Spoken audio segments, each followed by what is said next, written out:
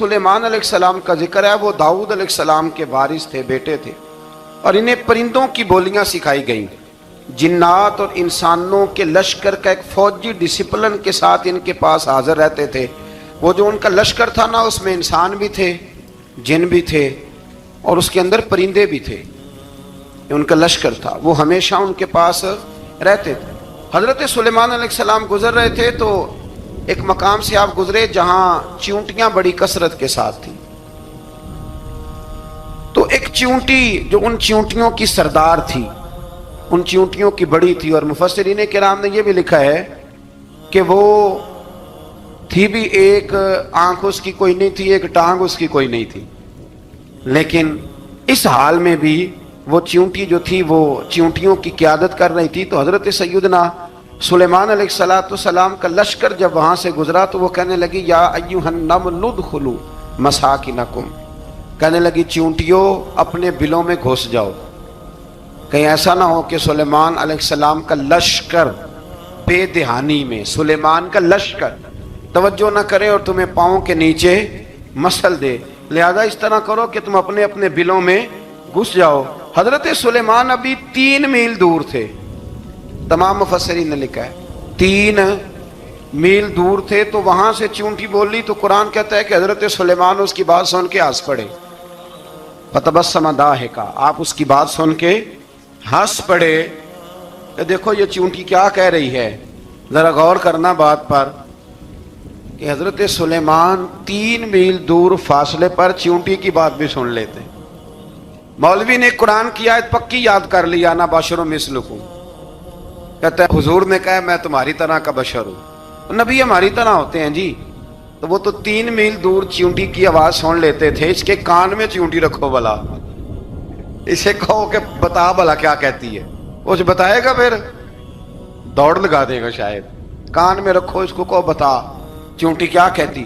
اور اگر یہ لفظ نہ ہوتے قرآن کے کہ جب انہوں نے سنا تو ہنس پڑے، یہ جملے نہ ہوتے تو شاید اس کو بھی نہ مانتے، لیکن حضرت سلیمان نے سنی چیونٹی کی بات، اور اب اگلی بات کہنے لگا ہوں، بڑے خوبصورت لفظ لکھے ہیں مفسرین نے، فرماتے ہیں دیکھو ایک چیونٹی نے ایک جملہ بول کے، ایک چیونٹی نے ایک جملہ بول کے اپنے قبیلے کی خیر خواہی کی، تو رب نے اس کا جملہ بھی قرآن میں بیان فرما دیا۔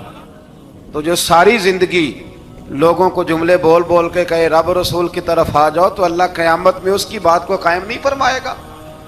جو بھی کسی کی خیر خواہی کرے وہ ایک جملہ بول کے کرے، اور ہو بھی چیونٹی، تو اگر اللہ اس کا ذکر قرآن میں باقی رکھتا ہے تو میں اور آپ اگر کسی کی خیر خواہی کریں گے تو انشاءاللہ ذکر باقی رہے گا۔ شرط یہ ہے کہ کریں خیر خواہی، خیر خواہی کرو کسی کی، ایک جملہ بول کے بھی کرو، چیونٹی بھی ہو تو اللہ قرآن میں ذکر باقی فرما دیتا ہے۔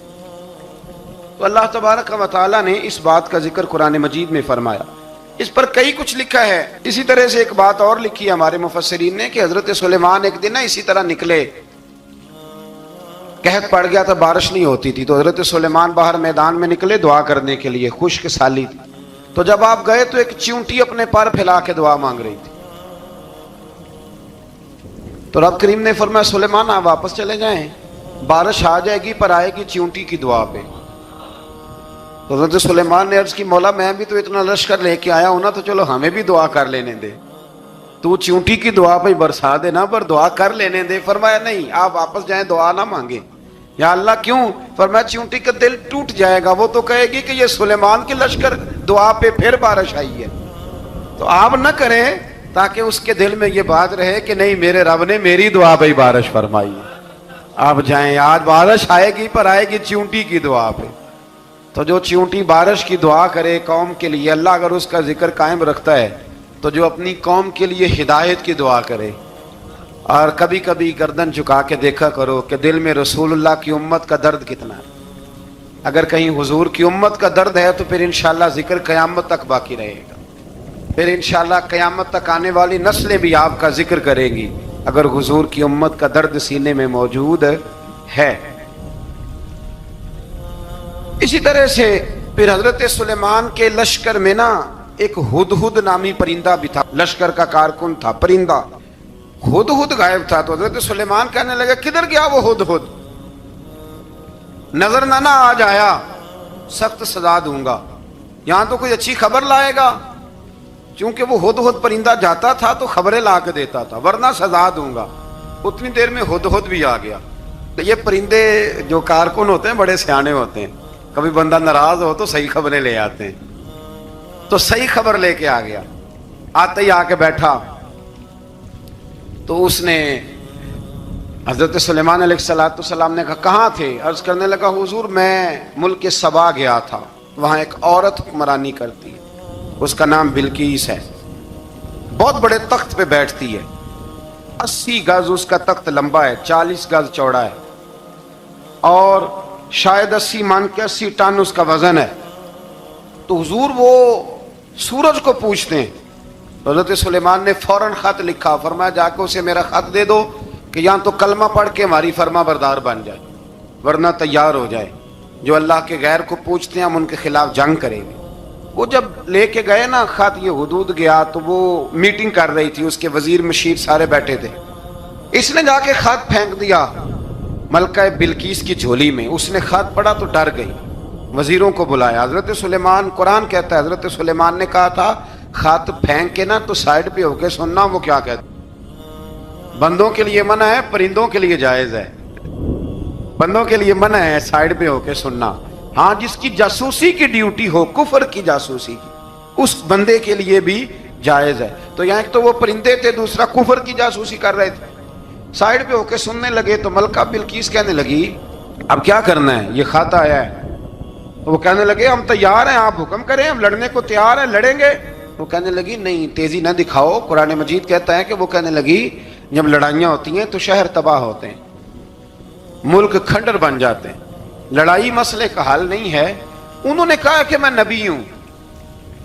ایک دفعہ آزما لیتے ہیں کہ نبی ہیں کہ نہیں، معاذ اللہ آزما لیتے ہیں. کہا کیسے؟ کہنے لگی تحفے تائے بیچتے ہیں، اگر مال پر دل للچا گیا تو پھر نبی نہیں بادشاہ ہے، اور اگر مال پر دل للچایا نہ تو پھر اللہ کے کامل بندے.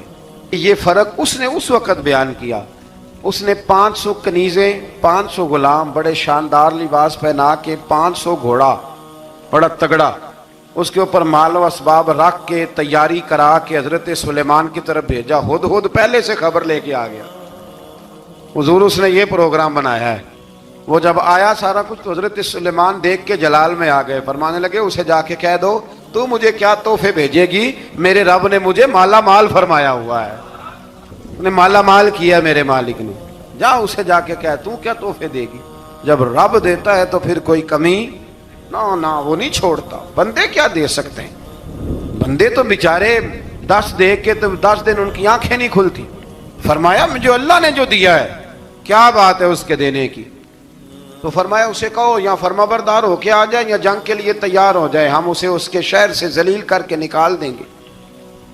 اس نے جا کے جب پیغام دیا تو اور ان لوگوں نے بھی آ کے بتایا کہ وہاں تو ہم عجیب منظر دیکھ کے آئے ہیں کہ جانور بھی ہاتھ باندھے کھڑے ہیں، وہاں تو جنات، سرکش جنات کھڑے ہیں.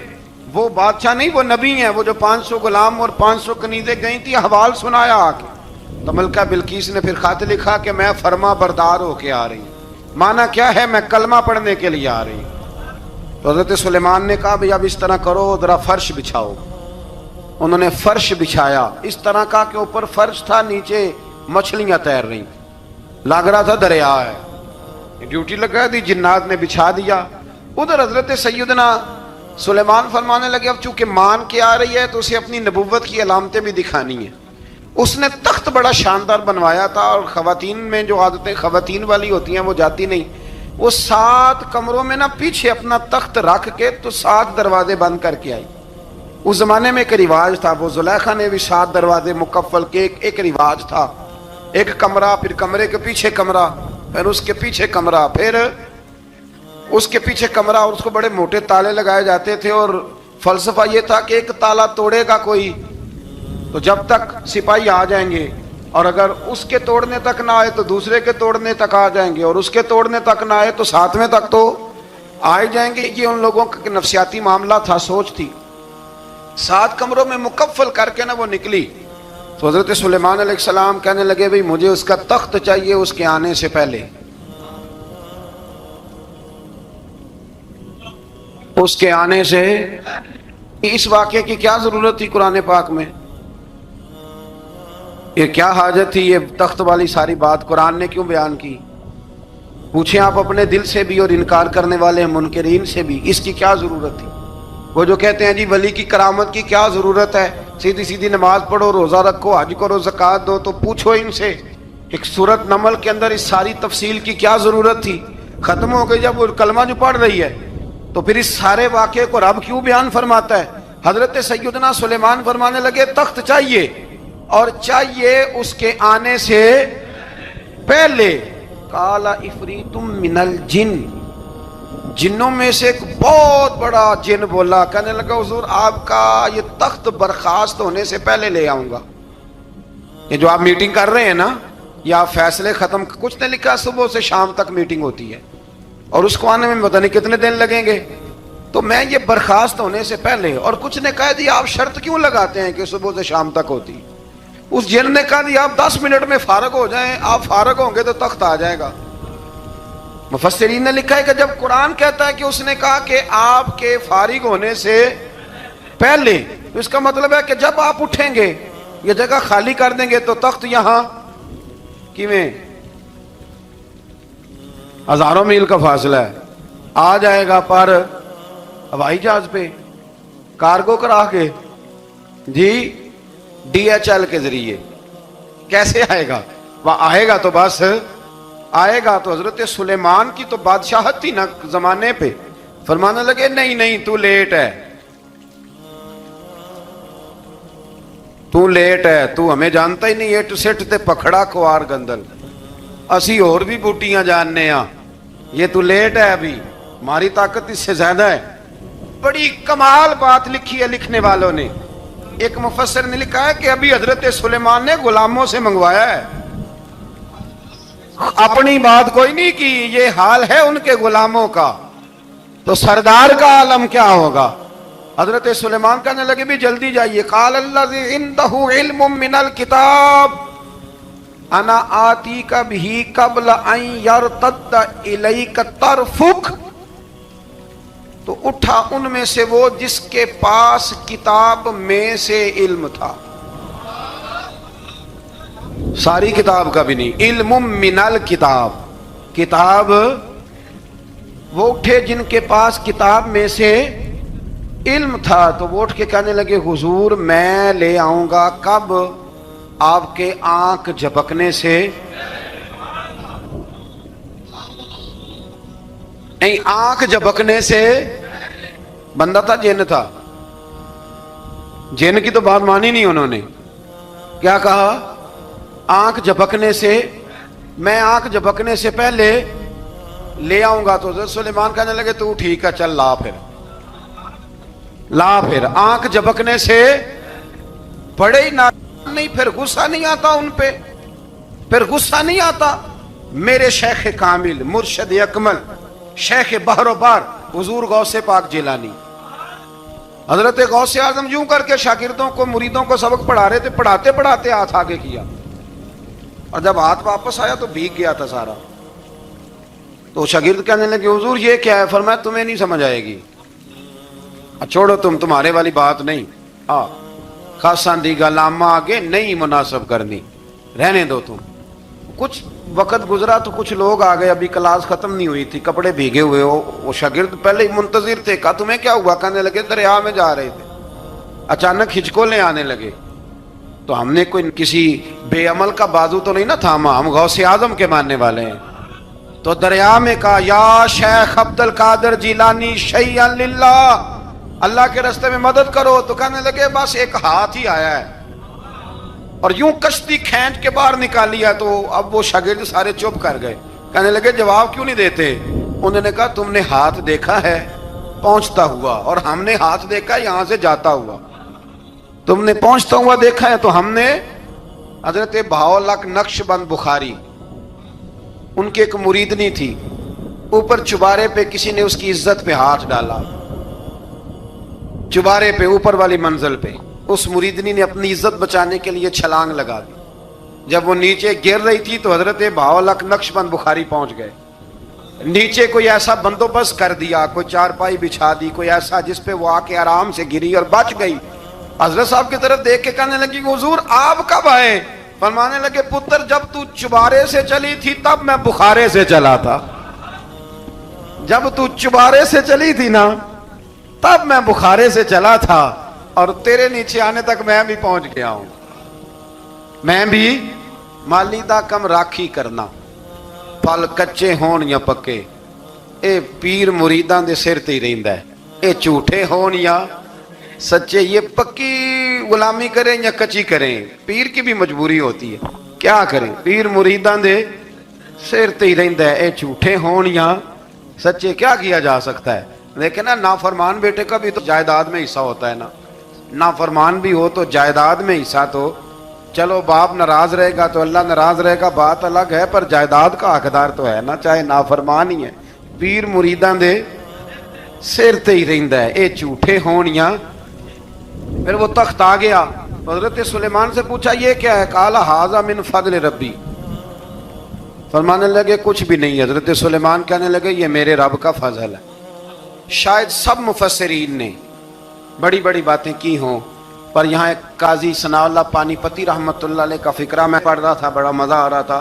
قاضی صاحب فرمانے لگے اس آیت پہ, قاضی صاحب کہتے ہیں جن پر نرا فضل تھا, ھذا من فضل ربی, نرا فضل.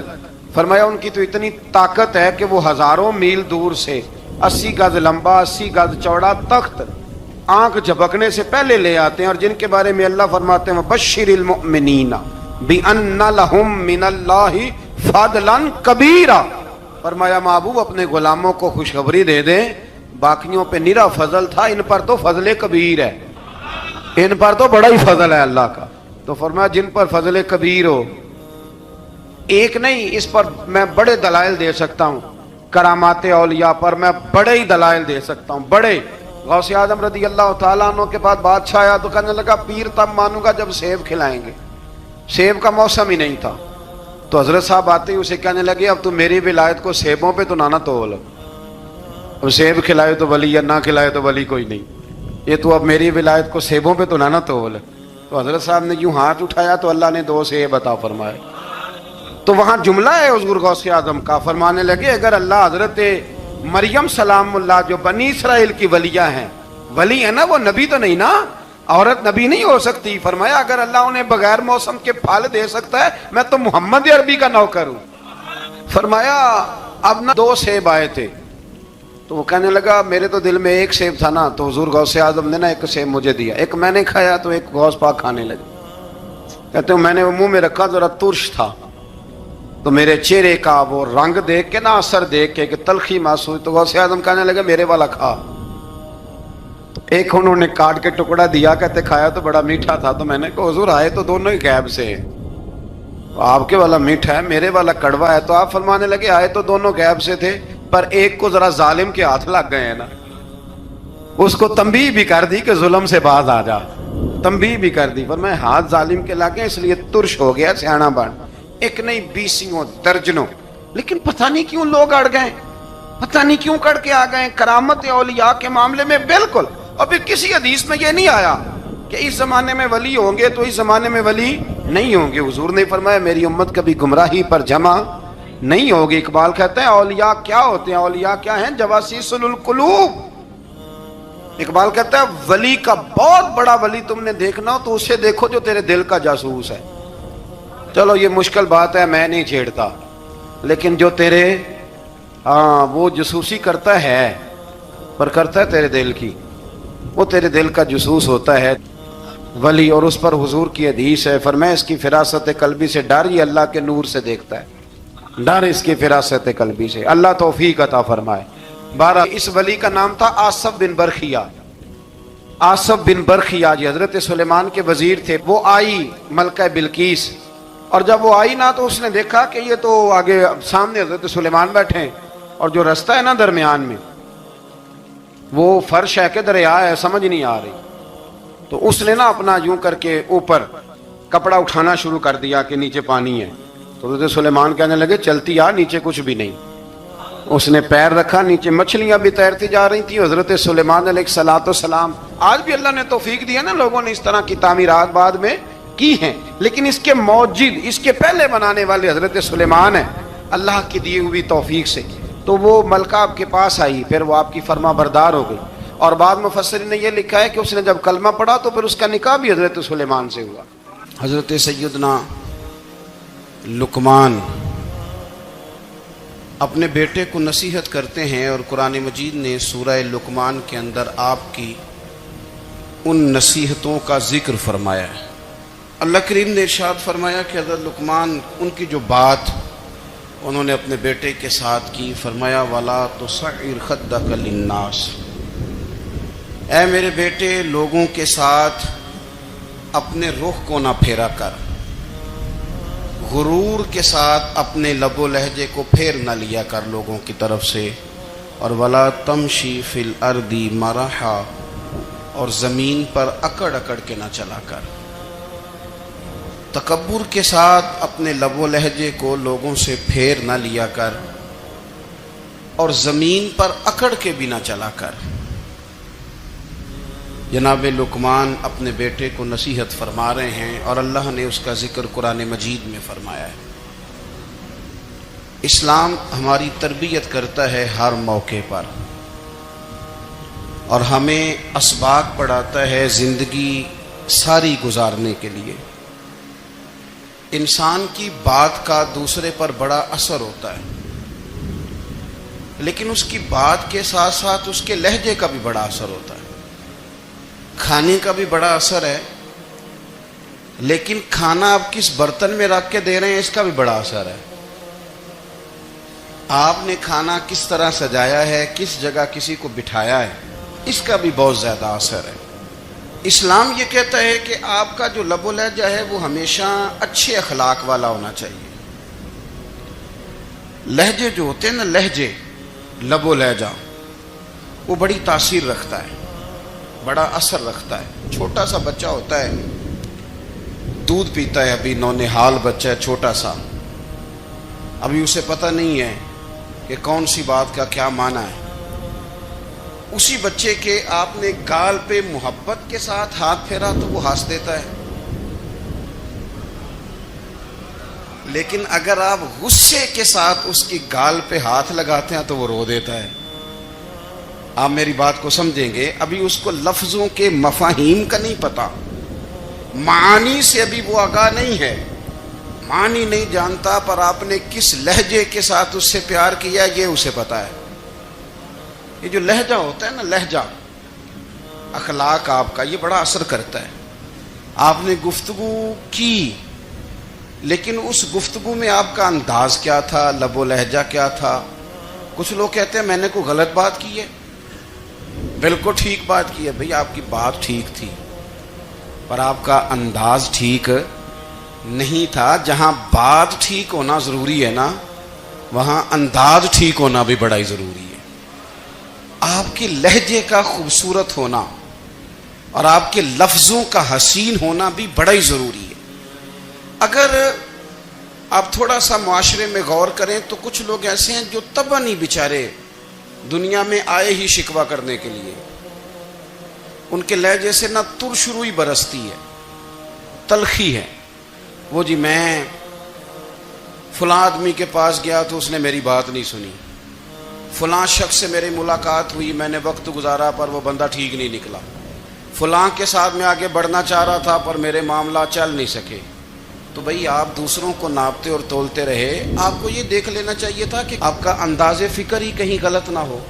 لہجے، اخلاق، یہ آپ کے لفظوں سے بھی زیادہ اثر بعض اوقات رکھتے ہیں۔ کسی نے کہا تھا کہ میرے لہجے میں غرور آیا تھا، اس کو حق تھا کہ شکایت کرتا تھا، میرے لہجے میں کچھ ایسا کہ جس پہ وہ بیچارہ پریشان ہو گیا، اب اس کا حق بنتا تھا وہ اس پہ شکایت کرتا۔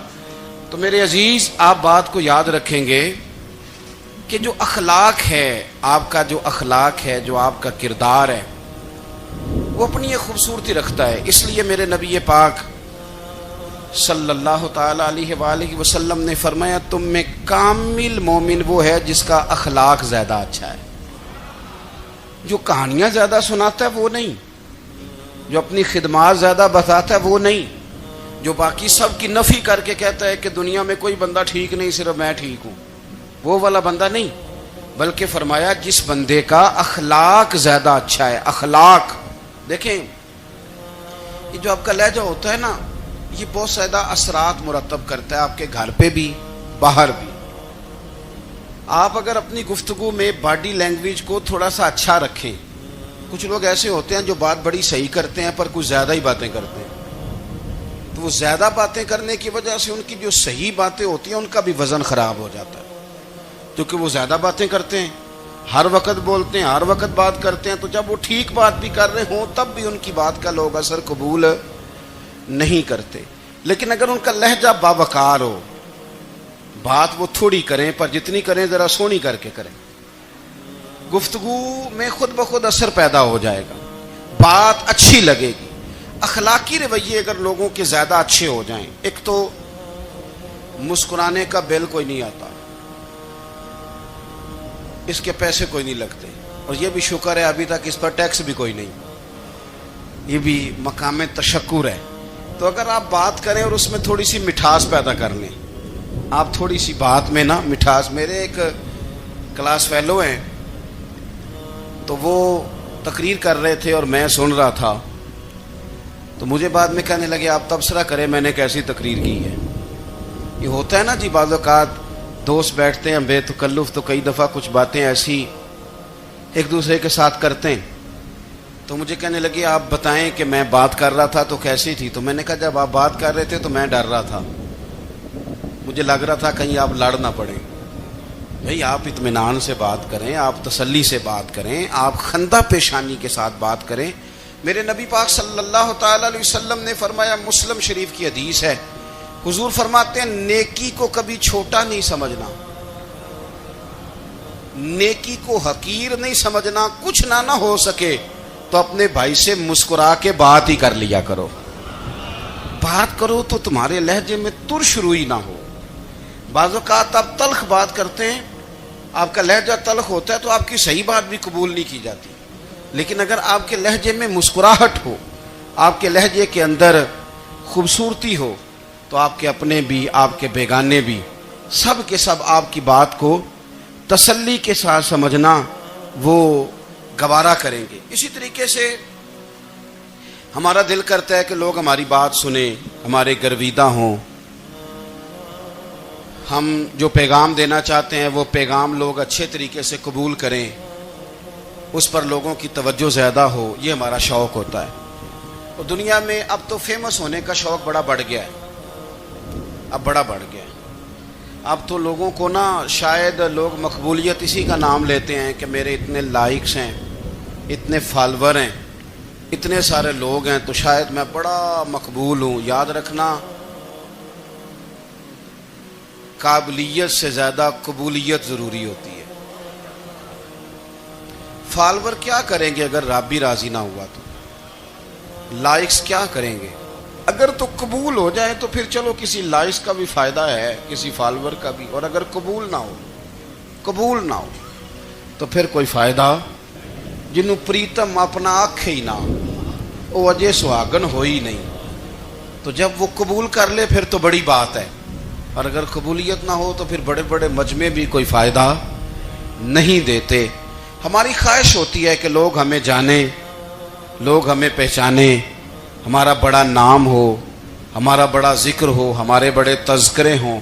تو میرے نبی پاک صلی اللہ تعالی علیہ وسلم نے ارشاد فرمایا، حضرت ابو ہریرہ رضی اللہ تعالیٰ عنہ روایت کرتے ہیں، حضور فرمانے لگے، تم مال کے ذریعے لوگوں کو اپنا گرویدہ نہیں بنا سکتے، پیسے دے کے لوگوں کو پیچھے نہیں لگا سکتے۔ کتنے کو دو گے؟ دیکھیں نا، پیسوں سے تو بندے کا لالچ شروع ہو جاتا ہے، ایک دفعہ دیں، پھر دوسری دفعہ دیں، پھر تیسری دفعہ دیں، روز دیں گے تو بندہ راضی ہوگا، اور اگر آپ نے 99 دفعہ دیا، ایک دفعہ نہیں دیا تو وہ ناراض ہو جاتا ہے، تو کتنا کو لالچ پورا کریں گے؟